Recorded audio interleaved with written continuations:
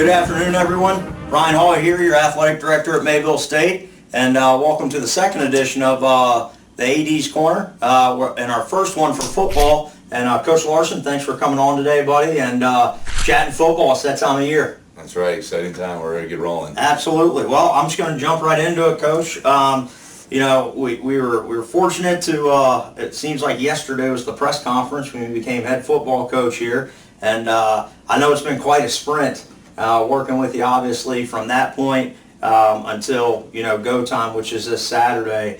Can you tell us a little bit about what that was like, as far as not the most opportune time, but now you're rocking and rolling, staff's together, guys are working hard. I've been to a few practices. Just give us through that time frame of being able to get hired and then getting on campus and what it's been like. Well, I think a lot of it was just getting ourselves in a situation where we could hit the ground running this fall, and that was really what a lot of the preparation was. Getting the staff together, what was a big part of it. Another big part was the short, brief time I had was spending a little bit of time with the guys that were here, kind of introducing our culture, kind of introducing the things that we want to get accomplished, and how we're going to approach things a little bit, gave them a little flavor, and then, like I said, just getting things in position where we can take off and get rolling when the season started, which we came in August 10th. Right. And Coach, you mentioned on it a little bit, but getting your staff together. You have a few guys on your staff that you have ties with, and then you brought on some newcomers as well. How I can tell you guys are doing great chemistry-wise. How's that been, bringing, having that on one side, having the guys that you kind of know and some great guys on staff that you've worked with, but also bringing in some great new guys as well. What's that been like?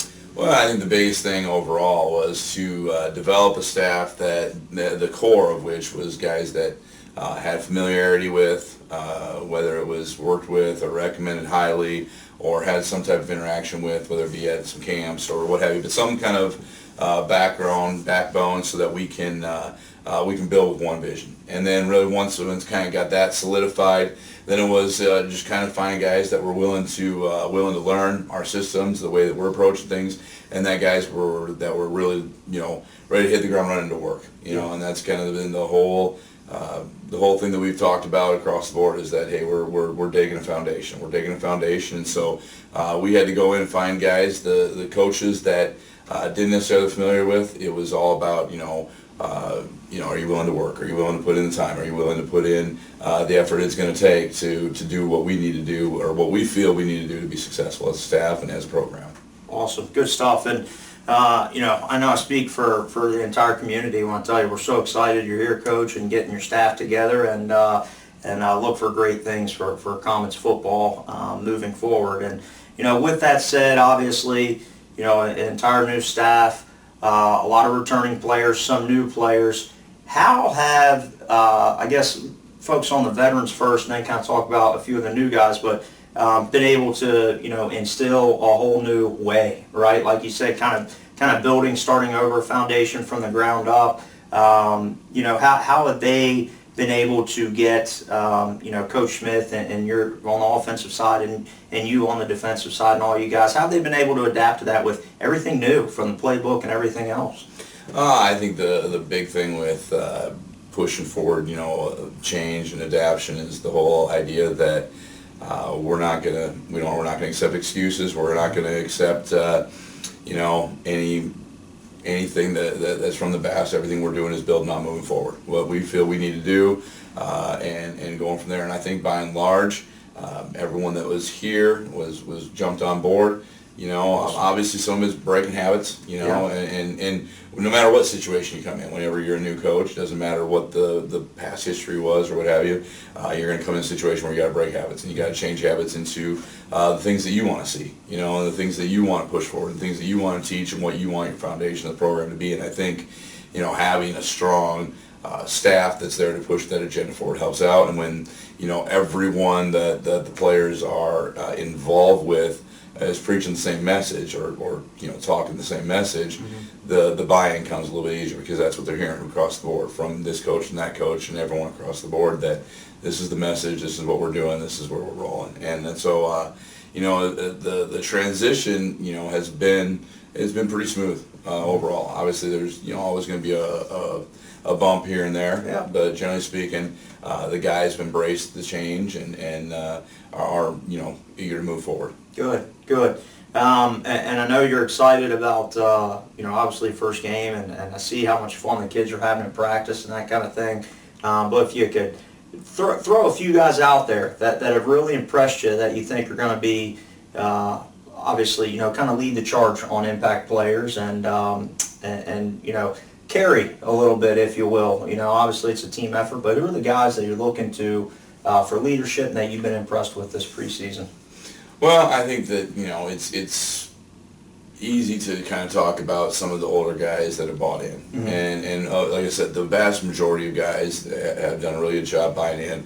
Some of the guys that really have jumped on board, right away and been rolling with us is the guys like Austin Robb, Darrell Wilson, Creighton Fowl, Josiah Walker. The list could go on, but those are some guys that pop out that are eager, and they're kind of leading the charge of making sure that the message that we're putting out there carries on throughout everybody, and it just keeps on pushing down and understanding what we're not going to accept and what we're trying to develop. And like I said, those guys jumped my mind first, but the list of guys that are coming back is really pleased overall with their attitude and their approach. Awesome.